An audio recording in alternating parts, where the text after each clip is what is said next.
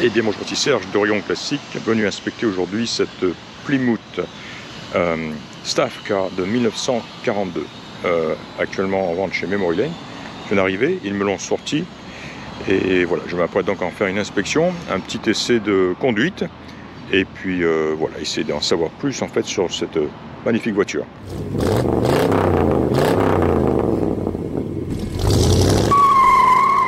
Bien, plus qu'il est encore tôt et c'est relativement calme ici, je vais commencer cette inspection par, ou cette vidéo, par, disons, une inspection de la carrosserie, des éléments extérieurs. On regardera un petit peu l'intérieur et quand j'aurai fini, j'irai en faire mon tour de conduite et j'en ferai mes derniers commentaires après tout cela. Bien, donc on voit là de toute évidence une très belle voiture qui a été restaurée, qui a subi une excellente restauration, une peinture de très bonne qualité. Elle est tendue, elle est très tendue, elle est brillante. C'est vraiment de la haute qualité. Et j'ai beau chercher, je ne vois pas de traces de masking, de bandes adhésives pour cacher les fenêtres et ce genre de choses. C'est sans aucun doute une peinture de très haute qualité. Alors voilà, c'est une voiture, un staff car, donc pas de chrome sur cette voiture, tout a été peint. Ouais, j'ai noté un éclat de peinture ici. Magnifique cette peinture. Alors évidemment, pas de boursouflure, pas de rouille du tout. Les jantes, les enjoliveurs ont été peints aussi. Ça semble être du décal. Ouais, ça n'a pas été peint. Accessoires aussi qui sont bien en place, qui semblent être branchés. Une belle grille, pare-choc, calandre aussi, toujours dans la même couleur. Alors voilà, elle a appartenu à un 2 étoiles. Ouais, au niveau carrosserie en tout cas, je ne vois aucun défaut. Alors bien sûr, je prendrai des photos aussi en plus de ça. Je prendrai ma série habituelle de photos sous tous ces angles et s'il y a des défauts, on les verra.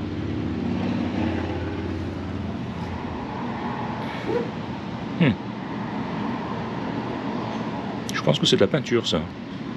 J'en suis pas sûr. J'ai envie de dire que c'est de la peinture, ouais. Ouais, je vois pas de coups de ciseaux, de coupures ou quoi. C'est légèrement plus épais, en relief. Donc il est possible que ça ait été peint. Très beaux enjoliveurs, très beaux pneus, des Firestone. Ce ne sont pas des carcasses radiales évidemment, tout à fait dans le style d'époque, avec beaucoup de gomme. Donc prêt à rouler. Voilà, en ce qui concerne la carrosserie, encore une fois, je ne vois pas d'autres défauts que cet éclat en bas à gauche. Un petit ici sur le pare-choc peut-être, oui. On a un petit éclat de peinture ici.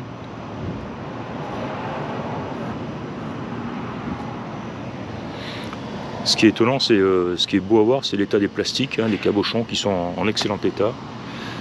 C'est un signe aussi Plymouth et magnifique.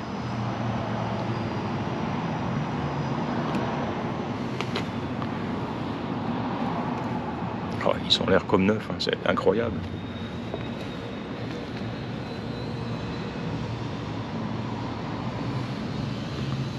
Le joint autour du bouchon d'essence aussi qui est en bon état. Il n'est pas craquelé, il n'est pas sec.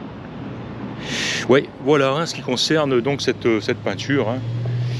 Le toit évidemment avec une énorme étoile aussi. Et là c'est magnifique. Regardez un petit peu là, les gouttières ici qui sont très belles, très fines. On voit aucune présence de mastic, de silicone, quoi que ce soit. Très beau. Voilà, en ce qui concerne, tiens, un petit mot sur les glaces. Alors les vitres, elles sont en excellent état.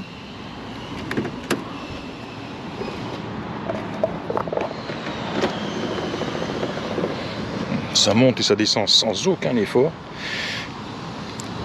Le verre est en excellent état. Oh, comme ça glisse. Les deux demi-pare-brise aussi, parfait état. Pas une rayure, pas un éclat. Les optiques aussi sont en excellent état. Bon, c'est vraiment incroyable.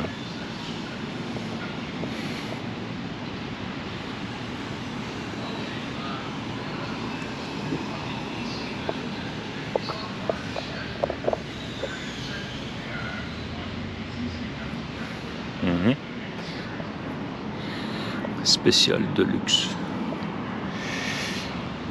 Encore une fois, des glaces en parfait état. Côté passager cette fois, aucun défaut à signaler, et à l'arrière non plus. La glace arrière, nickel, nickel, ainsi que son joint d'étanchéité, hein, qui est en très très bon état. Voilà, voilà pour l'aspect extérieur. J'en prendrai évidemment beaucoup de photos du dessous aussi, hein, mais je pense que le dessous sera comme le reste de la voiture en fait. Alors, ce qui m'avait impressionné, moi, là, tout de suite, c'était l'état des tissus, des matériaux qui ont été aussi restaurés, remplacés, hein, et notamment cette petite plaquette là qui est magnifique. Ah, c'est de toute beauté, hein. Les poignées, les chromes, les manivelles. Oh, les joints, le joint extérieur ici, il est nickel, nickel, nickel. Le joint à l'ancienne, les seuils de porte, fantastique.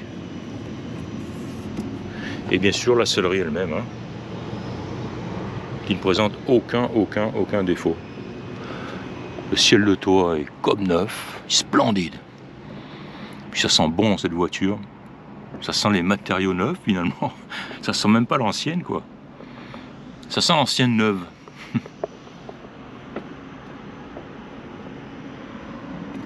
Tire pressure 30 psi. Speed limit 50. L'état des compteurs. Le fond derrière la glace aussi qui est magnifique. Incroyable, incroyable. Oh, le volant. Ils ont tout restauré sur cette voiture. Le volant, la bakélite, elle est même pas craquelée. Tout petit peu ici. Un cheveu, même pas. Alors c'est rustique, hein, au niveau contrôle. Il n'y a pas de clignotant sur cette voiture. On dit les gens de Memory Lane. Il faudra faire attention à la conduite.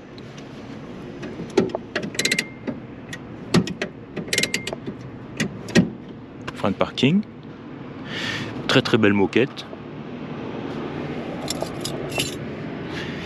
Bon, elle viendrait du Montana. On a sa plaque d'identification. Bon, je prendrai des photos de ça évidemment.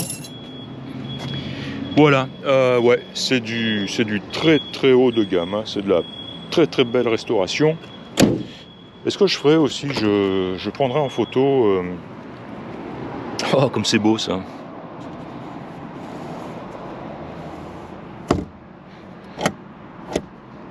Comme c'est beau.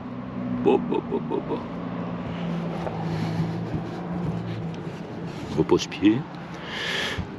La plage arrière, en excellent état. Le plafonnier.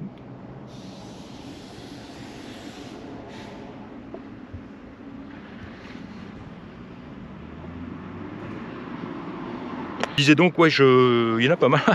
Je prendrai des photos, peut-être pas de toutes les pages, mais en tout cas de tout ce qui peut être intéressant. Je vois cette brochure par exemple. Alors elle concerne les staff cars, les Plymouth 42 staff cars, peut-être pas cette voiture en particulier, mais je feuilletterai tout ça, je regarderai un petit peu pour voir si on peut glaner des informations concernant cette voiture en particulier.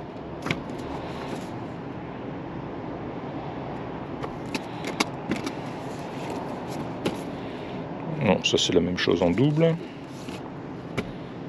Les photos, Alors bon, est-ce que c'est notre voiture ou pas, je sais pas, hein, rien ne le dit, hein.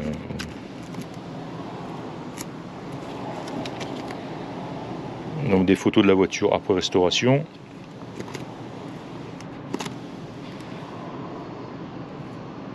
Là on voit le dessous un petit peu, ce qui a l'air assez prometteur. Un certificat United States Government Certificate of Release of a Motor Vehicle. Voilà, donc ça c'est le document de relâche, de release, hein, de la voiture par le gouvernement des États-Unis. Hein. Donc qui là, comment dire, appartient à cette voiture. D'ailleurs on y voit le type de moteur ou numéro de série du moteur, T207 4035. Voilà. De toute façon, je prendrai des photos de tout ça. Ça c'est important. Voilà. Hein, pour pas que cette vidéo dure trop longtemps, je prendrai des photos de ça. Plymouth P14S, P14C. Document qui date de 1942. Bien. Voilà, donc hein, pas mal de documents ici. On en prendra des photos. On a une autre pochette ici. C'est quoi? Pareil, j'ai l'impression que ça se répète un peu. Mais voilà, je regarderai rien. En tout cas, c'est bien. On a de la documentation, ce qui n'est pas toujours le cas. Voilà, hein, pour c'était donc une première partie d'inspection, inspection visuelle, on va dire. Je vais maintenant aller en faire un tour de conduite. Et puis voilà, donc je vous reprends après avec mes impressions. Alors première chose, nous allons la démarrer. En fait j'ai cherché un petit moment le système de démarrage de cette voiture. Il n'est pas difficile mais il faut le connaître. Hein. Donc tout simplement contact. Et finalement on a ce gros bouton poussoir au pied, là-bas en dessous. Il faut vraiment... Il faut vraiment aller pousser dessus et elle démarre impeccablement en quart de tour. Hein. Donc tout de suite on voit la jauge de pression d'huile qui fonctionne, qui se déplace, la jauge de charge de batterie. On doit avoir la heat, la température en haut à droite et la jauge d'essence. Hein. Ils m'ont dit avoir mis un peu d'essence ce matin, donc elle semble fonctionner. C'est un jour de canicule aujourd'hui à Portland, il fait déjà chaud et il est à peine 9h. Essuie-glace fonctionne, bonne chose. Klaxon fonctionne. Ce que je vérifierai, ce sont les feux qui, je pense, se trouvent ici. Mais il faudra que je me fasse aider pour ça. Je sais pas ce que c'est ça. Ouh. Alors ça c'est une commande d'accélérateur à main, hein, ce qu'on appelle le throttle. Hein, et c'est efficace, il répond bien. Hein. Et là on aurait quoi? Ça c'est un starter. Ouais, qui d'ailleurs n'est même pas utile. À moins qu'il l'ait utilisé pour la mettre en marche, mais je pense même pas. Hein. Voilà, je vais poser le GoPro. Parce que je pars en conduite, c'est une manuelle et je veux pas l'abîmer. Je vous reprends plus tard. Alors voilà, sur route, je viens juste allumer le GoPro parce que cette portion de route que j'emprunte tout le temps est complètement défoncée et elle est très révélatrice quant à la qualité d'une voiture. C'est là qu'on entend toutes les pièces vibrer, taper, cogner, etc. Et ce qui n'est pas le cas sur cette voiture. Hein. Elle a passé le test avec succès. Alors les vitesses passent très très bien. La boîte et l'embrayage fonctionnent impeccablement. Le moteur aussi, il est doux, il n'hésite pas, il est très très bien réglé. Il est coupleux et c'est vraiment un plaisir de conduire cette voiture. Hein. Elle est absolument, elle est très facile à conduire. Alors les freins couinent un peu et les freins seraient peut-être la partie de la voiture un petit peu plus comment dire, à revoir, à critiquer si on veut. il couine un peu. Alors bon, elle n'a pas roulé depuis longtemps, on vient de la sortir, hein, c'est peut-être normal.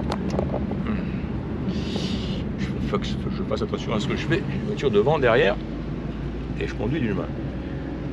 Oui, donc les freins couinent un peu, au freinage évidemment. Quoi d'autre? Au premier freinage, la pédale est un petit peu molle, mais dès la seconde action sur la pédale, elle devient immédiatement plus ferme. Hein. Et la voiture freine, elle s'arrête. Hein. Elle tire un petit peu au freinage, un petit peu à droite, un petit peu à gauche, et c'est un peu flou. Mais encore une fois, voilà, hein, je viens de la prendre, je viens de partir avec. Elle a probablement besoin de rouler, hein, sans aucun doute. Hein. Je vais poser le GoPro de manière à sortir de ce voisinage et je reprends un petit peu plus loin. Je viens d'effectuer un demi-tour sur l'intersection et incroyable, hein, la voiture. Donc j'ai fait qu'un seul demi-tour, j'ai pas fait de manœuvre. Elle a un bon rayon de braquage et surtout, voilà, même le volant braqué à fond, aucun bruit suspect, aucune vibration, aucun couinement, vraiment du bonheur. Hein. Donc là évidemment je suis en première, difficile de changer de vitesse, je vais arriver à un stop, bon, on va le faire. Voilà, passage GoPro d'une main à l'autre, passage en seconde, et encore une fois, hein, c'est très doux. Hein, alors on entend les freins qui couinent un peu, on va repasser en première.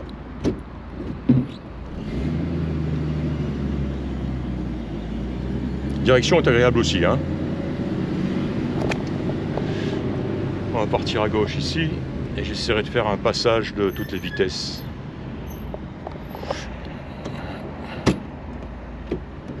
Voilà, c'est à nous.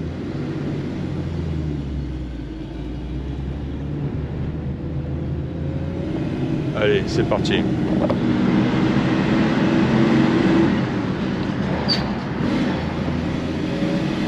Seconde et troisième. Voilà, donc les vitesses passent vraiment, c'est du bonheur. Hein. On note que l'aiguille le compteur kilométrique fonctionne, compteur de vitesse. Et voilà, donc là on est parti tranquille en troisième, voiture du couple. Elle n'hésite pas, le moteur semble en très bonne forme, on va dire. Voilà, donc là on revient sur cette fameuse portion de route défoncée. Et voilà, encore une fois, hein, on sent que c'est solide, hein, c'est bien en place, pas de cognement, vibration, bruit de casserole, etc. Quoi. Et pourtant, croyez-moi, je sais pas si ça se voit, mais cette route est horrible.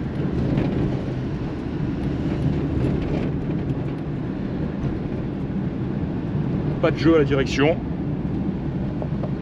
Elle se conduit vraiment bien d'une main.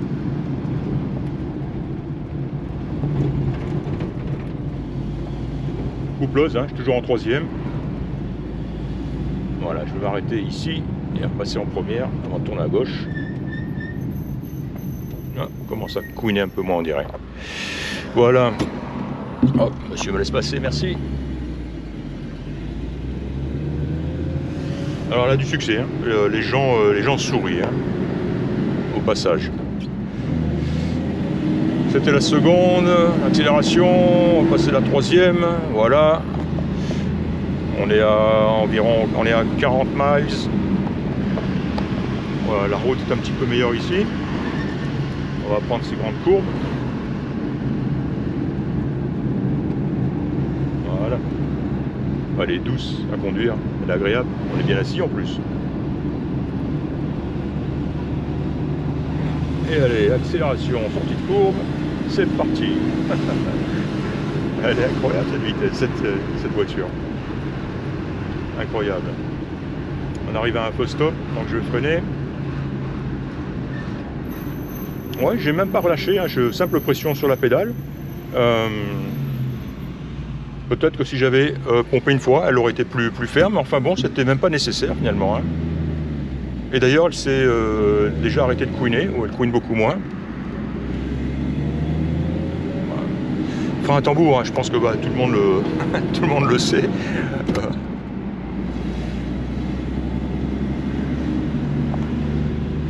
C'est parti. Voilà, hein, vraiment du bonheur cet essai de conduite. Hein. Je n'ai aucune réserve, si ce n'est donc éventuellement peut-être hein, les freins. Surtout histoire de dire quelque chose, quoi. Histoire de dire quelque chose de négatif. Encore une fois, elle s'arrête, hein. Elle s'arrête bien, elle s'arrête très très bien même. Hein. Là, je vais faire. Voilà, là j'ai fait deux coups de pompe, on va dire, au pied, hein, et effectivement, la pédale est un petit peu plus ferme. Voilà. Voilà, defrost, temperature control, je testerai ça. Là, on a aussi le petit volet sur le capot qui s'ouvre aussi et qui se ferme depuis l'intérieur. Ouais, je vérifierai tout ça à l'arrêt une fois rentré chez Memorienne. Hein. Voilà, je reprends un petit peu plus tard. Hop, c'est à moi.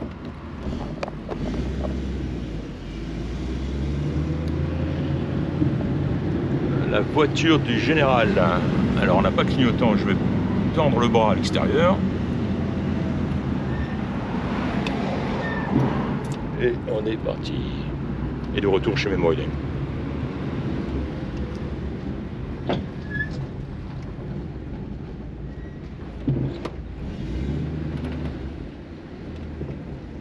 Ah, les renards, ils m'ont pris ma place. Alors c'est net, hein, la pédale devient bien ferme, très très agréable au deuxième coup de frein de pompe, on va dire. Hein. Voilà, donc c'est officiel. On l'arrête. Non, je vais la reculer, je vais la rentrer chez eux. Voilà, je vais arrêter là. Comme je disais, donc, je vais faire mes photos maintenant, la regarder en dessous, et puis je vous reprends en vidéo pour mes commentaires finaux, on va dire.